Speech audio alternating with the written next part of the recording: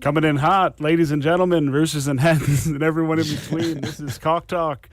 That was a good rooster. That woke me up. Been waiting for a minute to get talking here. This is good. All right, so hot off the drop, we're doing okay. The floor is looking strong. The chicken coop is looking strong. It didn't implode yet. That was good. Yeah. So we got so just off the bat, here we go again. MBF Express, Tyler here with you. We got Grateful Coops, Josh, and our man Blake with Waddle Waddle Racing. How we doing tonight, guys? Doing all right. Yeah, it's hard to complain right now. It's been a hectic last 72 hours. Everything's been pretty smooth. Yeah, we had some disappointed users. We get it. We went over that already in the post drop, but we have a marketplace that isn't really slowing down and isn't really showing too many disappointed people. I really like seeing that.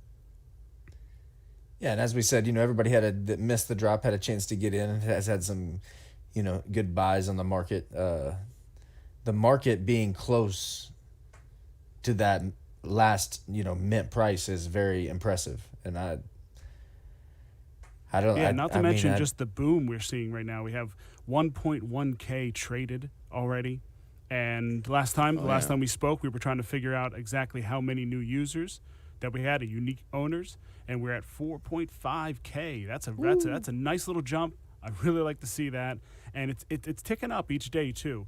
We just need a little bit more to be branched out. We might see a little stagnation now that we have a little bit of a closed beta. I believe the beta closed at a little over 1,000, I believe is what Apex said. We didn't get a definitive number yet, I don't think, right? I saw 1,300 plus. Okay, cool. Was when I went and searched Apex comments in the Discord, I saw that message, so I'll go with that. Nice. Yeah. Congrats to those 1,300. Yeah, and that's probably only going to be a short little time, and then it's going to open up, and we're all going to be able to get after each other, which is great. Good to see the chicken coop still survived. It hasn't imploded yet. There hasn't been too much going on. The chat itself? No. The chat itself, yeah. The Discord chat's still rocking, still positive. It got hot the day of the drop, but, it's a lot of new people coming in. It's very similar, as it's been prior. A lot of new people coming in that are interested, want to know how to still wrap their ETH, Right. Find what good chickens are on the market, get everybody's opinions on, so you're still seeing a lot of new questions, which is good. Yeah, absolutely. Not to mention just between Elven Alliance and Beer Budget, those guys, it's like a 24-hour customer help service line. Those guys are just grinding in there. Like it doesn't seem like anyone, and it's not them. It's just the community that's kind of being harbored, and those guys obviously doing a great job of just kind of making this a place where you show up and your questions get answered. You don't find yourself feeling out of the loop. You get welcomed when you show up, which is really nice. No elitism going on. It's just when you have that type of Discord, it just harbors a situation where you're going to have new people that are they're already excited about the game. I mean, they see the game, they see the fun parts of it, and then they get there and it's like, oh, this doesn't feel like a boys club that I can't be a part of, Right. So. No. Yeah, shout out to those guys. You guys are killing it. Yeah, for sure. Killing it, for sure. Yeah, they, between them and Dave and, all the other people, I saw even somebody else that was like, I asked 1,000 questions at the beginning myself, and I'm going to pass those on and answer 1,000 questions. That's kind of that's how you build relationships. Do you want to know how Blake and I met? Yeah, we asked each other questions on how to wrap our ETH to WETH, and then all of a sudden it created this essentially, and the Coop Collective started with me and him were the first two in there. Yeah, exactly. Then he threw me in. Blake goes, "Who the hell's this guy? What's going on?" And then about I don't know, 18 hours later, we were like, let's make a podcast. Yep. And here we are, live streaming episode 7, I guess, if we're counting. Is that what we're on? We are. Yeah. If we're counting, if we count the tutorial, it's 8. I won't count that. I'm counting it. All right.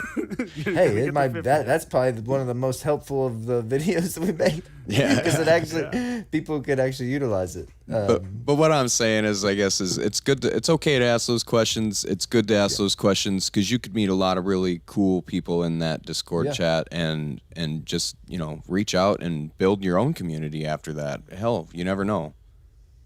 Yeah, you don't know until you ask. That's right. Just that's as simple as it gets. You just don't know until you ask, and you figure out, new people and new situations, and we're building out something really fun. So think about it yourself, and let's dive into this. We got some stuff to get into. That's for sure. We can probably start with just getting into the fact that we have a floor that doesn't want to quit. And that's really nice to see. Where anything that seems to want to drop under 0.04 just gets eaten up pretty quickly, especially if it's not a dead floor bird. If it's 90 and a common talent, yeah, it might sit there for a minute, but we're still not finding any point where anyone's letting 0.38 sit there for too long. 0.37, forget about it. Josh and I saw 0.33 Lakenvelder, and we were like, crap, we don't have enough to eat. But I tried to send him mine real quick so he could snag it, then repost it, but someone else got it and put it out there. So it's good to see that the prices are getting they get bought and they get corrected and reposted. Yeah, that's happening all over the market at all levels of birds. It is and like I said, I kind of called it. I mean, I know that the developers have a lot to do with this because a lot of people have a lot of full trust in this game and they can see where it's going. And I think the floor reflects that in the sense of, there's it's hard to have negative mindset for very long about this game. Even the ones that come into the Discord, they have like a negative question or whatever, they're flipped pretty quick. Right. You don't see it. I mean, it's just... Well, here's one thing that I've noticed, even just in the couple days since the drop. Leading up to the drop, you were seeing Lakes, Lax, and Dorks going for the same prices on the floor. The Lakenvelder's pretty much kind of separated itself to where it's established its own floor finally, and I feel like we're kind of starting to see the market correct itself in some ways. I still feel like the Sultans are getting disrespected at 0.074. Sultans are very disrespected, and quite frankly, it's nice to see the difference between the Lakenvelder and the Dorking, but there's probably still should be more of a separation. But we're still, I think it was Dave that said pecking order racing. We really do need a second level tool that we can kind of really start seeing what's being bought, by who, when it's being bought. It'd be really cool to actually see that. And I'm not putting too much pressure on anybody out there, but if you got any skills that want to put together another tool where we could really start seeing what's being bought and by who and when and at what the different level, because all the floors that are being set. This is what's so cool about the organic floor setting right now. We are only going off of what's on the market, and we don't really have an extra tool at this moment. And still, you're not really seeing too many bizarre listings. Everyone seems to be giving there's definitely some deals out there. There's actually a lot of deals still in the market right now, and it's driving me nuts trying to keep myself from just it's like what to buy all of my floor. Like there's a couple people that have some of my floor dorks right now, and you can have them. Some of mine too. To have them. Because I'm just sitting there thinking, like, man, I want to capitalize on these. But the only one that still just keeps jumping out to me is that Sultan. It's just cheap. It seems cheap, especially, Josh was looking at some like 95s, 96s that were too low. Absolutely. I mean, it's insane, the separation there, in my opinion. That's just my opinion, not financial advice. What should the difference be? So, and I've been thinking about this a little bit too. So would the Sultan or the Serama be double the Dorks price? And then the other two in between that, would that be like a correct market? Or what do we... Well, Like, how just off the much- bat, I mean, there's 44% Dorks and 5% Seramas. Well, 5.9, so basically 6% Seramas. Yeah. So There's and then it 2,000 goes- 2,000 Seramas and 5,500 Sultans. Yeah. So yeah, it was like 44% for Dorking, 32% for Lakenvelder, 16% for Sultan, and then 6%, just under 6% for Serama. So clearly, Serama should be where it is, and is probably the one. I mean, that's where I'm at right now. As I'm thinking to myself, like, if I want a second one, I don't know how much longer I can hang on to the prices that I'm looking at right now. And we'll see. We'll see when racing comes along. Maybe we'll see a little more regrouping. But yeah. Well, I think that racing is going to kind of trick people a little bit, maybe, because I don't. And we're going to kind of touch on this a little bit, but the Seramas themselves, I mean, they may be the best breeders of the bunch. So if they don't come and knock it out of the park in racing, how many people are going to be like, oh, screw this, I'm going to drop this bird, you know? What's the value going to be then? I think you're really going to see some time to buy Seramas then. That's my plan anyways. Yeah, so as you see here, the Sultan floor, .077. That's, I mean, it's just, I don't see how that's so low. Right after the drop, it was almost 0.1, and then it just started bleeding from that point. And I understand, you know, it's.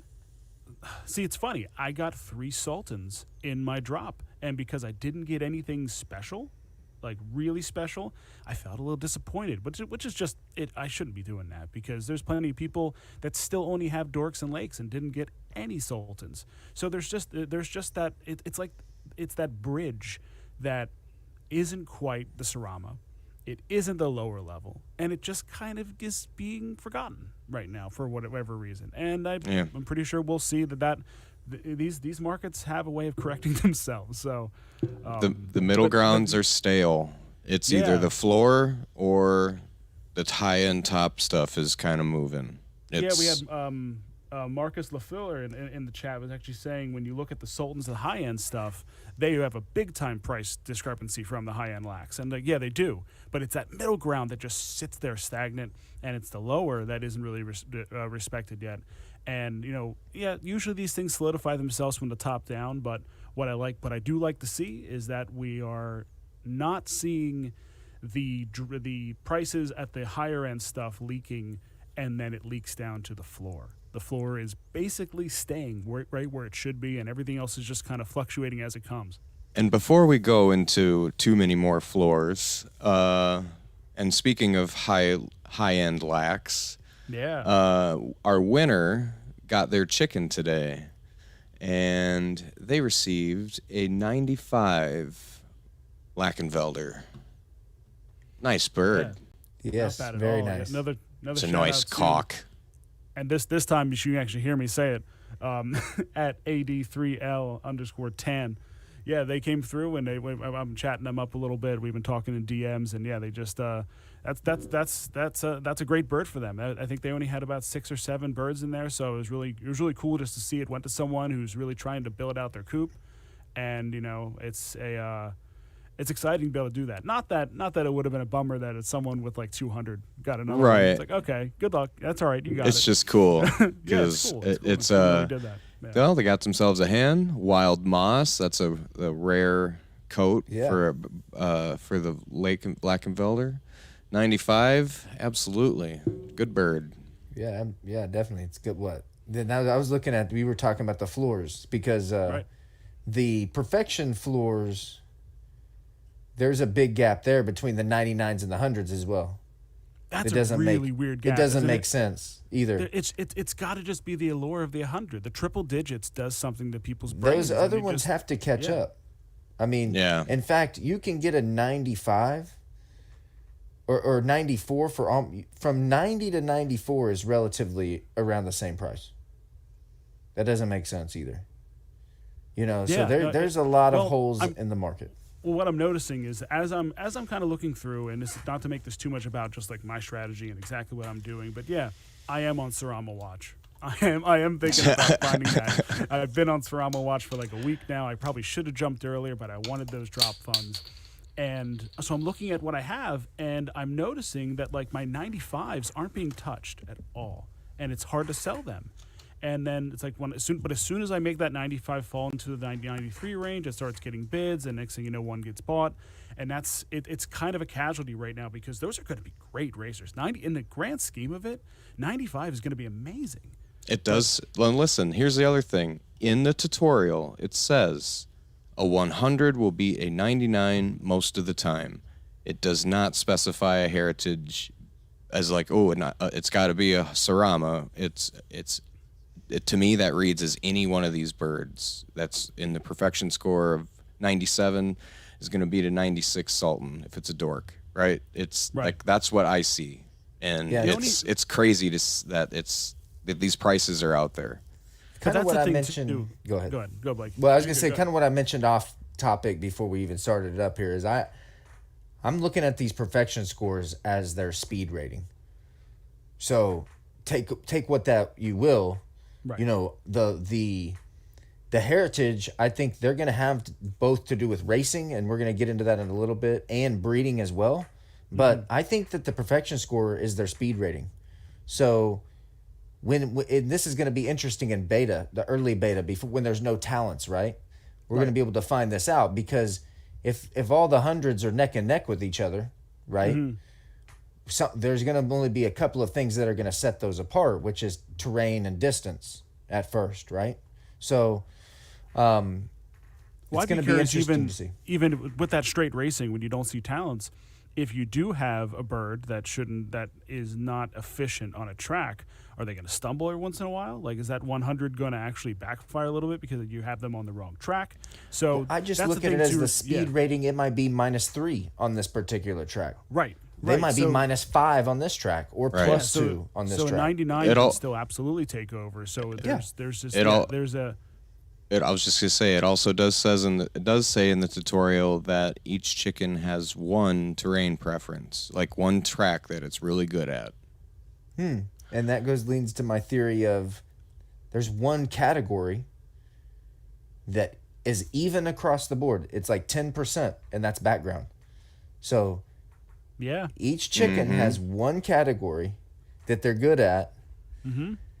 There's only one thing that's even across the board. And I mean, you look at the metrics, everything has that 10% mark, right? Well, there's 10 backgrounds and 7 terrains. And I think that the terrains may lead towards what we're going to get into here in a little bit, which is the heritage. Yeah, so, a little later though. We got later. What's up on the screen here is at CJ Butterman in the Chicken Coop chat puts together this lovely spreadsheet of floor price and comparing from yesterday and to today. Yeah, this is the kind of work that really starts to get people locked in and seeing the percentage changes, and this is great work. Absolutely. And like as we're saying, look at this discrepancy. You got 100 floor for all chickens, 0.72. 99 floor for all chickens, 0.29. And then it goes to 0.15 for 98, 0.1 for 97. I mean, it's just the gap is insane. Caught my eye to this chart. Look at the total number listed for sale. There isn't that many birds on the market. Right. Yeah. So that's something to consider too, right? So we're talking about market price. 90% of the birds are not on the market right now. Or what? I'm not. My math isn't right, but you get my point. Holders. What's kind of interesting stuff too, and as I'm just kind of looking through this again, and it jumps off to me a little bit. The narratives of all of these have done a weird thing where when you go down to the uncommon talents, you see Dig is almost at floor. Why? It's 0.042. It's an uncommon. You don't know it's not good yet. Now blue egg, there's a reason why blue egg should be a little bit higher. It's because it's a little bit more rare.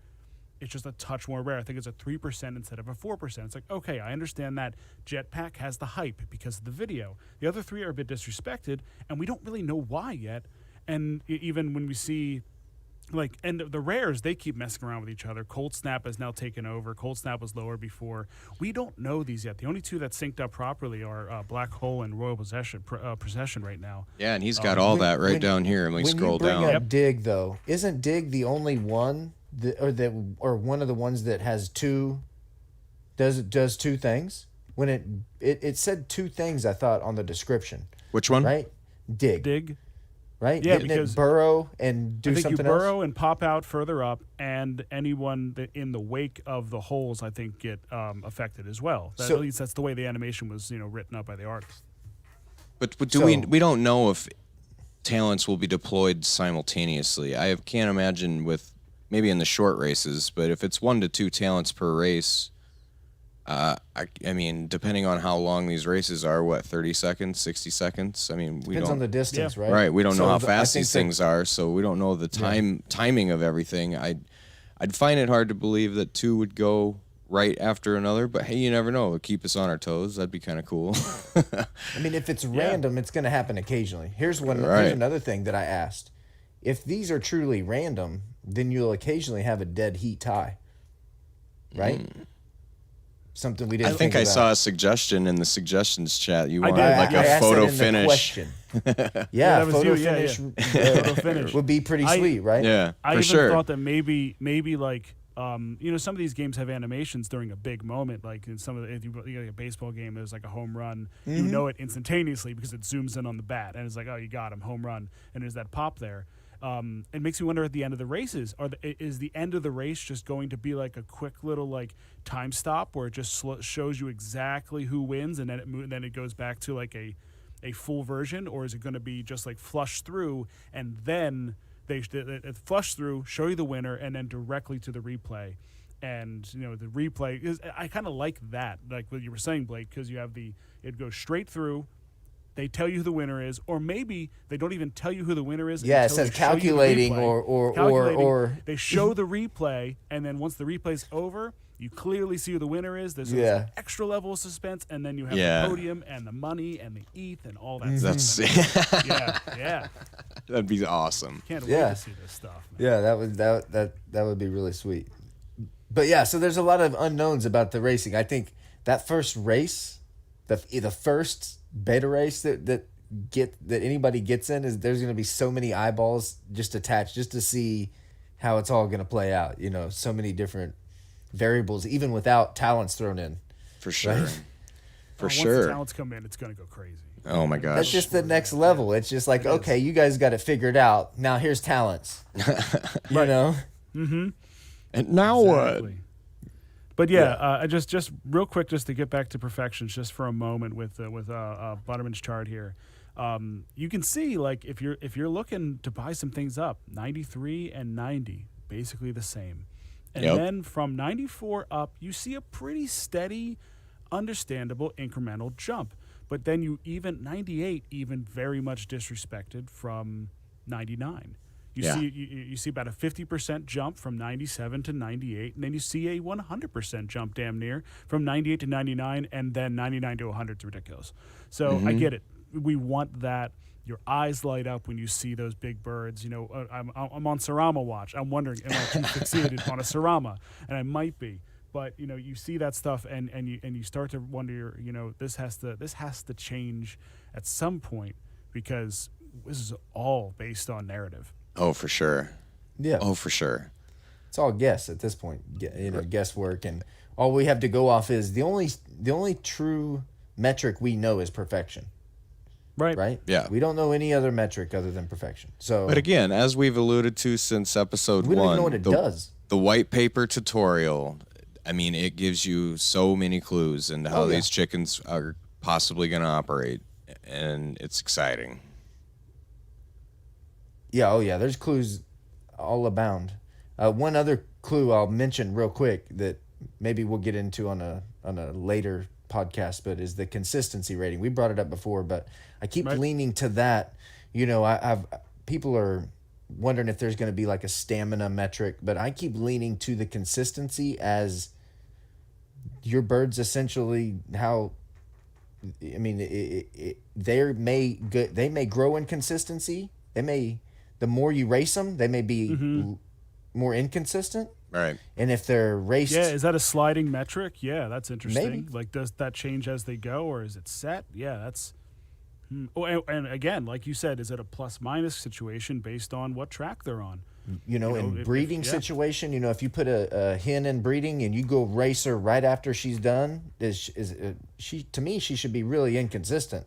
Right. Well, it's like no different than racing the wrong type of car on a certain track. It's like you could have a 99, say Sultan, and it's like terrain preferences, the rock, and you're not going to be able to take a drag race car and go race it against Formula One. Yeah, it's right. It's one of those things that that might not be just a surefire winner in every single race department. I mean, I see people out here saying their 100 is going to win every race it's in.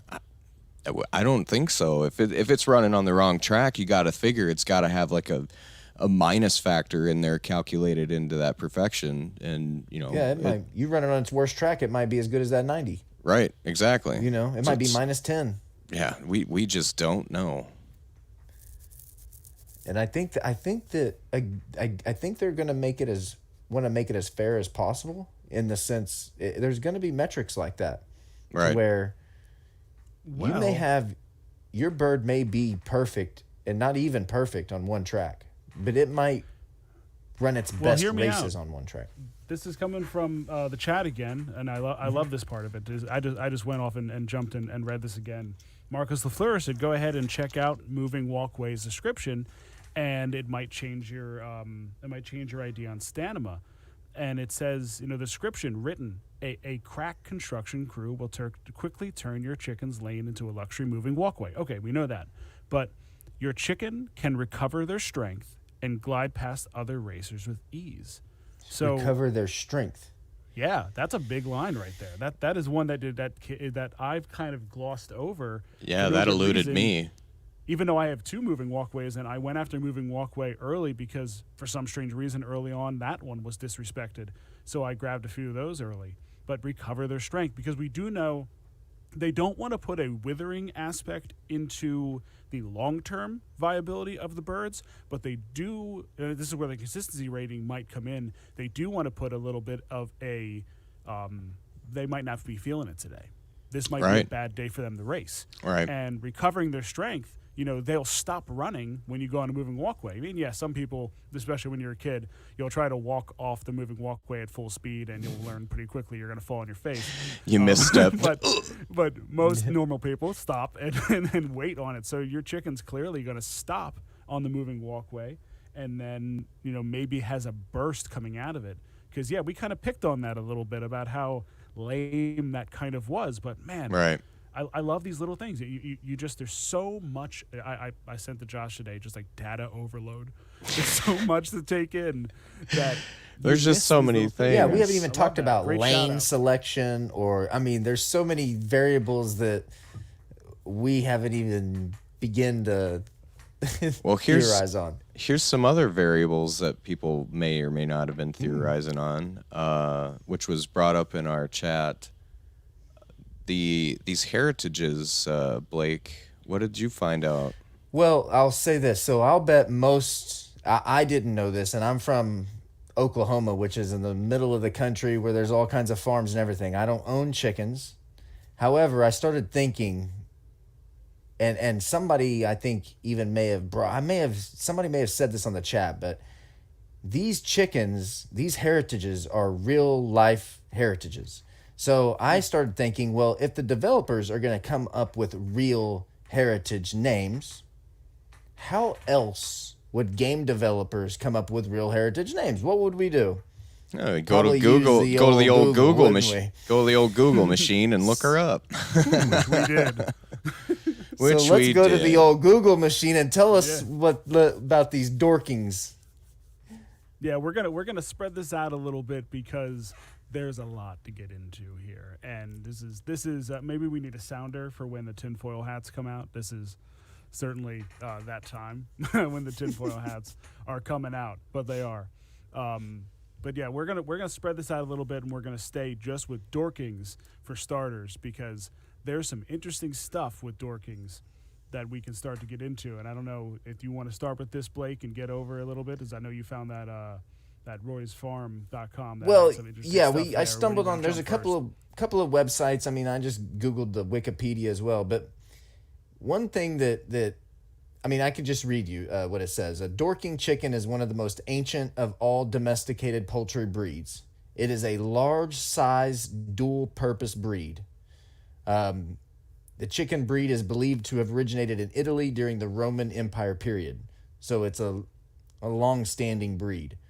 One of the interesting things about it is not only does it specify that it's multi-purpose, but if you go down to its behavior and temperament, it says it's friendly, docile, and easily handled.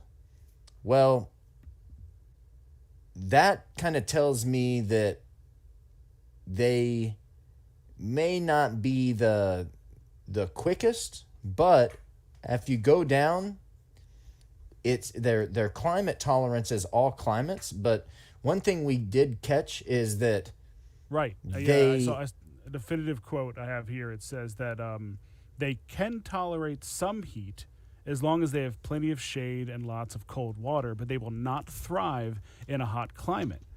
So it's flat out, and it says, and also it just says it's not a good breed for very hot climates. So when we were, and this happened when someone popped into the chat and brought it up, I think it was Bearded Donut that was bringing up the idea that these backgrounds again have some interesting names. Some of them say winter and whatnot. So could that start to affect how they actually race? And possibly will they not do? And yeah, on so the this is snow, right? Yeah, Right. for sure. There's a snow track, so Autumn or fall, one or the other. Yeah, because leading back to the point that Pecking Order Racing Dave has said so many times, and it makes so much sense to me, there's 42 different computations we're going to run through, and if you have to grind your chickens without really knowing any kind of baseline data with all of these situations, it's just going to be a drain on you. you're just gonna be throwing darts at a dartboard. Yeah, and I don't think they want that. This is a strategy game. And that's what's so cool about it. I mean, For sure. That's the Zed property is great that we have this idea that we're going to be racing each other, and then it's like, nope, now we have a whole nother aspect of just this absolute strategy. Those that decide to play the game and think like the game, think like the developers, are going to figure it out a little bit faster. And yeah, when we start really getting into these different breeds, you start to see there are some things that line up. Mm-hmm. Oh, for sure. Absolutely. I mean, what piqued my interest in looking at these is the egg productivity medium, right? Okay, so would they take that and translate that into the game, or even like their breeding cycles? Well, they could. So think about this. We were talking about, earlier, what would set a Serama versus a Dorking apart. And again, I think we were talking about this offline too, but we think 100 is 100. Right. So if 100 is 100, well, you're going to have something that sets the Serama apart from the breeding. What if that Serama is allowed to have 3 babies in a month? Yeah. Or 4 babies in a month, and that Dorking's only allowed to have 1? That would probably that would probably actually make risk on the rarity of the bird, but maybe you're not going to get a Serama out of each one of those, though. True, or a very good one, or a very if you good breed it that many times. Right. But there could be things to where they could do something into the breeding that makes them a little bit more valuable than, say, the Dorkings do down over time. But you're right. Yeah, that probably wouldn't make sense because it would devalue the rare birds.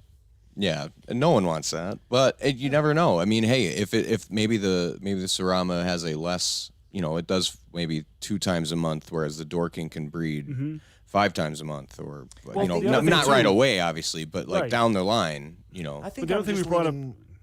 Well, I was going to lean more towards, when it comes to the breeding, I think that the Seramas are just going to be more likely to carry on those higher end traits more so than the Dorking. I think that in itself makes them more valuable.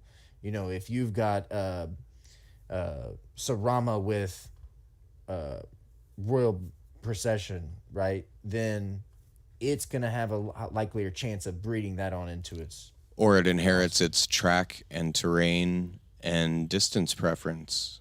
maybe of both. Mm-hmm. Maybe it does. Maybe it doubles, and they have 2 terrain preferences, or where it not as high, but it's a little less average, but you're better at 2 than 1.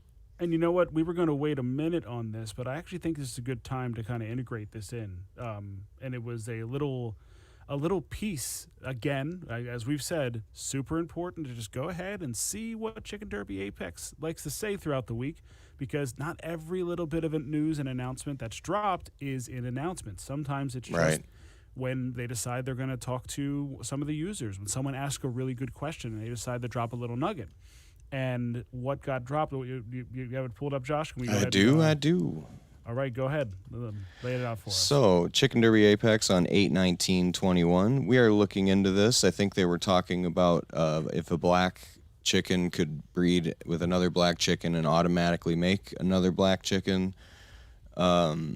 He said, we're looking into this, but one thing that we like is the idea that new rare traits are created, such as talents. So, the way I kind of read that is, are we going to see some new traits developed from breeding mixtures? And same with the talents. Are we going to see new talents down the road? Because of the combination of talents that you breed it with, you make new rare talents, or I don't know. Well, no, it would just, the rarity would be set by the number that comes out, right? So if you have the current rare and there is no more made of those, now they're even more rare. Think about that. Now when you start thinking about the idea of a true lottery from some of these bred birds, it's like, all right, the spices will always be spices, but how and the lineage will always be the lineage. You'll break it down. You'll have the basic class system, but how are you going to create a scenario where, oh wow, I just bred something amazing, and if it's a brand new talent and you're the first one that has it, that's pretty cool. And that if you want to keep this fresh, if they're thinking about making this game something that evolves, because that's the funny thing, when a new console comes out, literally a brand new game comes out with it every other year, every single year sometimes, and there's new features. How are they going to keep this fresh? And that's exactly how they do it. Just the whole different combos. Not to mention, Josh had this little piece here. You don't have to pull it up right now, Josh, but if you guys go to your chicken coop and you check out your tokens at the gomint.bitlovin.com/tokens, you start seeing that, oh, look, the wattle and the comb are different colors. And they're all the same colors on Spicy. Yeah. Currently. And I noticed the this too. Pictures show they're different. Yeah. Well, in OpenSea, it's 2 different categories. So OpenSea is giving us a lot of hints as well. From the animal category to the comb and wattle are 2 separate, right? Those are 2 separate categories. Right. Now, again, I'll show it. I'll see if I can get it. What do these all play? Right? We've already theorized that eyes may play into something. Didn't they say something about the candy? Candy comb and wattle is rare. No, not yet. I'll be getting peppered in the chat. White Beak Gang, got to throw it out. And it's been in there. I've been looking for it's been a growing phenomenon in the chat. Not trying to pump any bags. I have 4 of them. Full disclosure, I have 4. I actually had 3 of them before I even realized that it was something. But I had a guy on Twitter ask me today. I think I don't have his handle, but I know his name was Cryptian Leitner, which is funny. He was actually asking what we thought the white beak might do, and I think and the first thing that popped in my head is that, and I know we discussed this, and we may even discussed it on past pods, was it could be something that like holds off talents from possibly, you. It's something in racing, and when you think about that, it's like, all right, well, what about all the comb and wattles? What about like the teal comb and wattle for the Serama? Like, those are super rare. So what does that do? Is that breeding? It might be more breeding, but the beaks kind of feel like they'd be racing. We don't know yet, but every little piece here seems like it's going to come together and make it just for a fun game. Maybe. I've been theorizing lately about the robot chickens, and so the white beaks too make me think that. So I am starting to think that the robot chickens may be immune to most because they're armored. Right. Right? Okay, they're the only armored chicken. So if Black Hole's sucking it in probably for sure. I think the only two that may happen are the Royal Procession, super rares, and Black Hole. Now, but outside of that, they may be immune to most of these. White beak may be immune to the common ones. Well, I don't know if it's immunity, but possibly just takes less damage from them, or less knockback or why does he not knockdown. Want the other bird to paint him? That's where I get there's something to. It could just be a cute cartoon, or it could be more.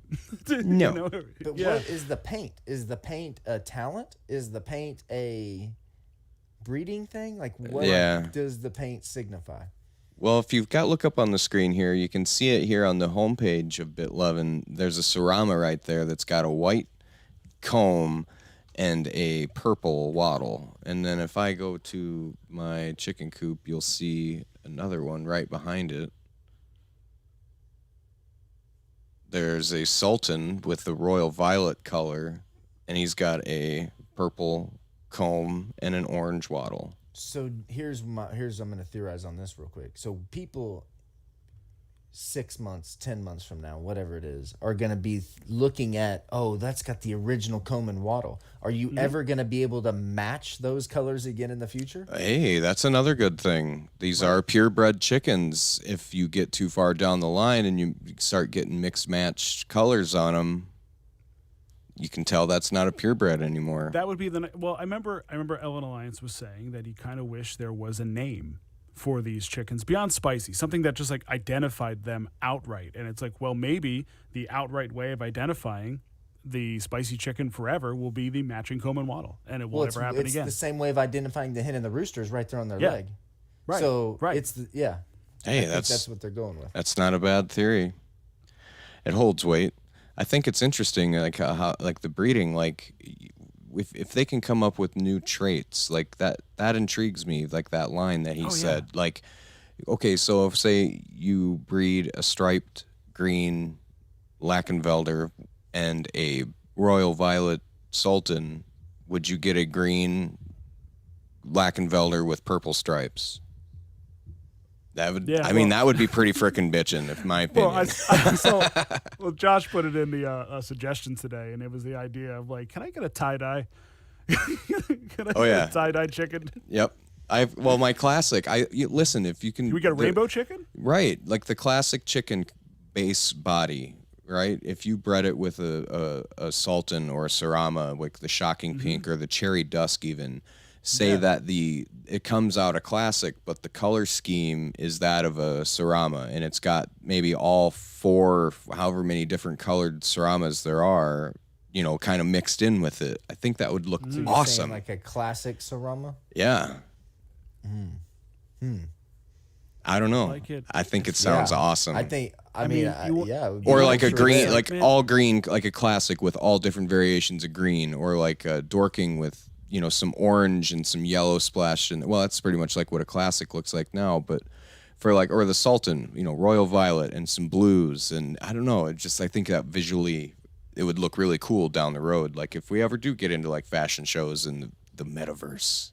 Yeah. Well, see, that's the thing too. Like, a guy in the Coop Collective, Shemp Stables, was throwing out there the funny line of like, unless people all of a sudden become unaddicted to gambling, this is going to work. So we know it is. Like, that's obvious. We know this is going to work, but why not add just like keeping something fresh, keeping something exciting is how you like reinvigorate people that already love it, already do it. I mean, we bet on sports and we have no control of it.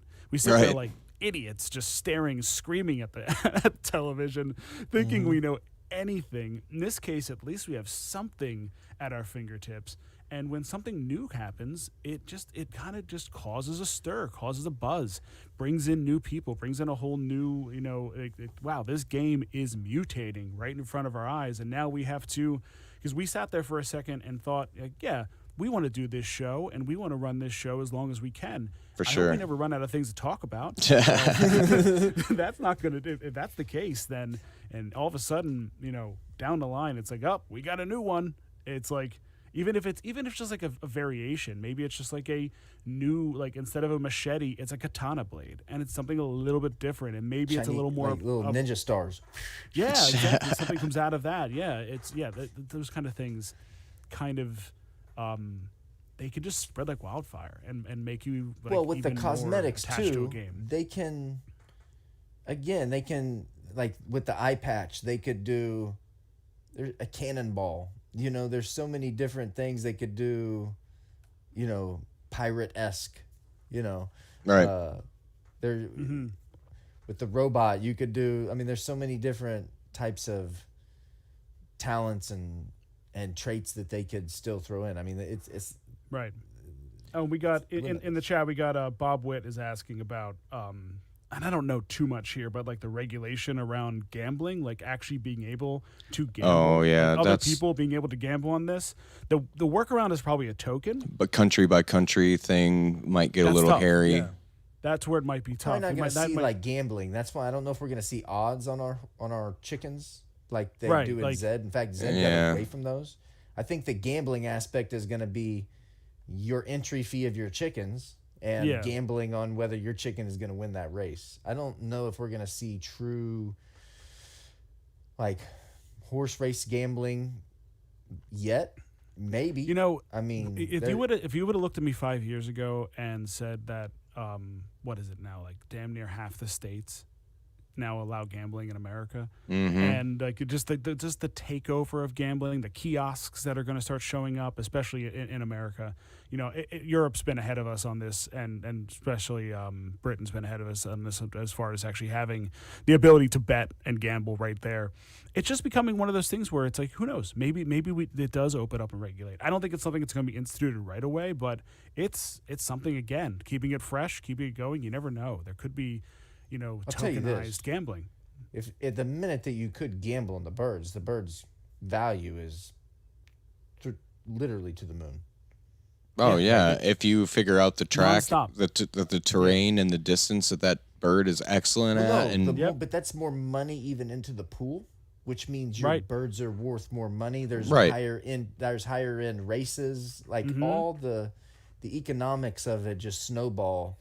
Yeah, once it's allowed. So if we can get this game to where we think it's going to be, even without that, that's just like the cherry on top, in my opinion.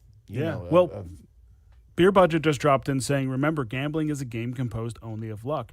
If there's any amount of skill involved, it can bypass a lot of the regulations. That's basically how DraftKings and FanDuel has done exactly what they've done and just stood there and took all the fire because you can't attack them. You can try, and they'll pay out some lawsuits here and there. But that's why I don't think us entering our birds is going to be considered in that gambling ground. However, if I want to gamble on you guys' races, I don't think that's not a game of skill for me at that point. And it's not a game of skill between any of us either, because it's all in the algorithm and how the race unfolds. A game of skill in the sense that you have to have that skill to determine what bird is the right bird to race on what distance, of course, on what terrain. Yeah. So there is some level. Got to do that D&D. Well, that's where that's where there's going to be that. But the argument of whether this is going to be allowed or not, I think there is a skill level there. But when it comes to an actual gambling aspect, my best bet is agreeing with Bob in the chat again, is that it's probably going to be something that would have to layer on top of BitLovin', on top of Chicken Derby, adjacent to, not exactly there doing it. There's a possibility there that someone finds a way to do that. If they want to do it, then it's over. Offshore, some offshore Bovada for chickens. But especially if it's attached to the blockchain. I mean, that's the thing. Like the blockchain right now, the governments don't know what to do with this thing, and I don't blame them. They don't know what to do with their own. They don't know what to do with going on with their own setups right now. Transparency. Oh. I can't scam you without you knowing it. Oh man. Oh yeah. So that's we really went off Yep. off on a tangential one there, but that was good. Yeah, the idea of gambling, we're good with that. But yeah, just the talents, the traits, being able to be morphed, and where you can, and the lineages coming from the different heritages. We're going to dive into a little bit more of those heritages, because obviously if we tried to do all four right now, we'd be here until tomorrow. Yep. And probably the next day. So we'll do one a week. We got time. I'll actually touch one more bit on the Dorkings before we get off, because it does say that it's hard to find quality breeding stock with the Dorkings. So that's an interesting note there as well, which means, again, they might be decent with what we've got, but in order to breed those, it's going to be hit and miss. So. Well, I think yeah, and I agree. I think it's going to be hit and miss with all of them. I mean, like it says in the tutorial, you're going to have to breed smart. You're not just going to be able to pick any two birds and breed them, and you expect it to spit out a 99 with black hole. I'm gonna try. Well, yeah, that's my goal, definitely. You gotta try.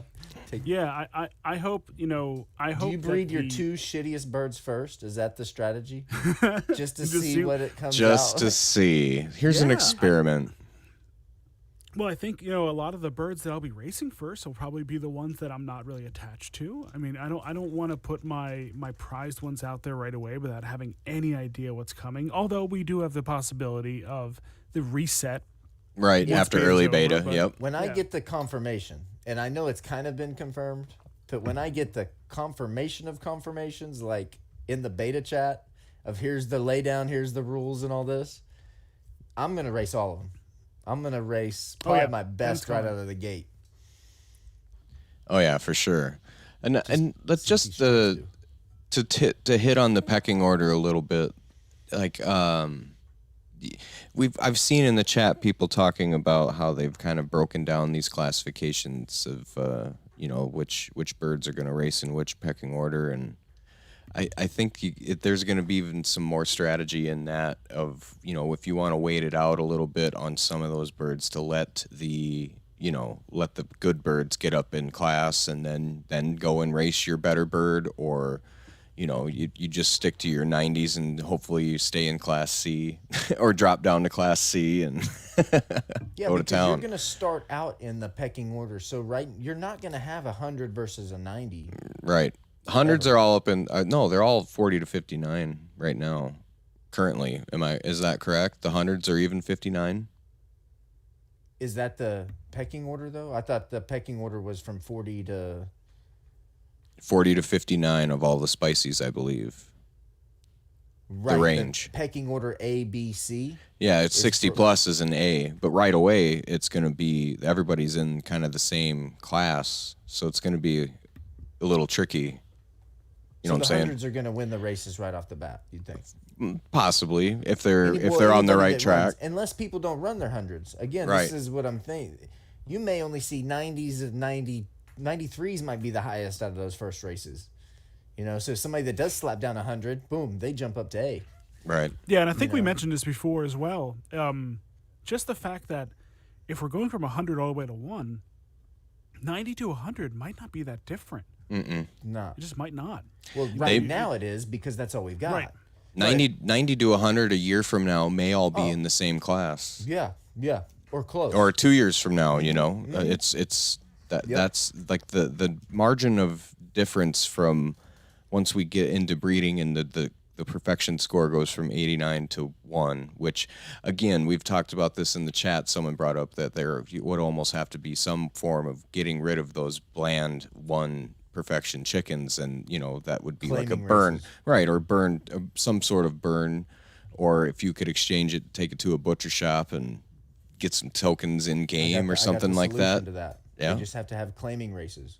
You put them at the floor value. Any bird that gets bought, right, pre-race, and then all birds that don't go and they get a token for it or whatever. Your bird either gets bought or to the fryer. But you got it. Actually, I'd also like to see just a piece of that just get put back into the economy, even. Well, that's what I'm saying. So They get a token. Yeah. So maybe it takes 3 tokens to get a floor bird back. Maybe. You burn 3 to get 1 back. That's not a bad philosophy. I mean, burning is an essential part of the blockchain. It's what keeps things fresh. Well, if it's they're what not keeps going to have a things- lifespan, you're going to have to figure a way to cull the population at a certain point. Right. At the end of the day. Well, yeah, or else the marketplace would be flooded with 1 to 10 birds that are worth nothing. Yeah, I mean, maybe it's one of those things where like you can't burn a spicy. Okay, let's not do that. And, no. and I don't know why you would. That'd be insane. That would be a It's just insane to mistake. do. Oh, I fat fingered. Yeah, but like, don't even. But that happens, so don't even allow it. But beyond that, the breeding, who knows? There's going to be some. There's some mistakes made in breeding.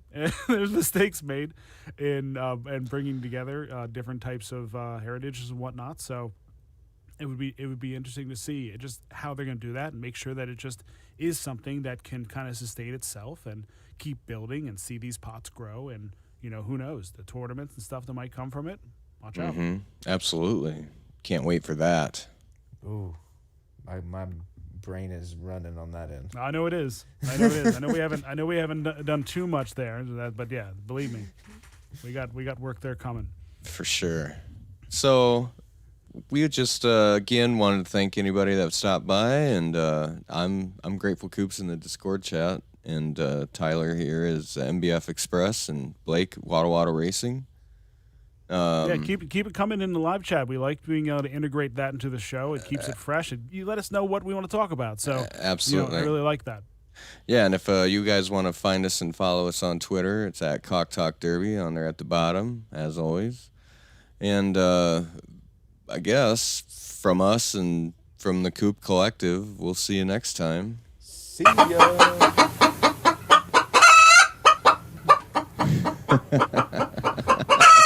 Bye.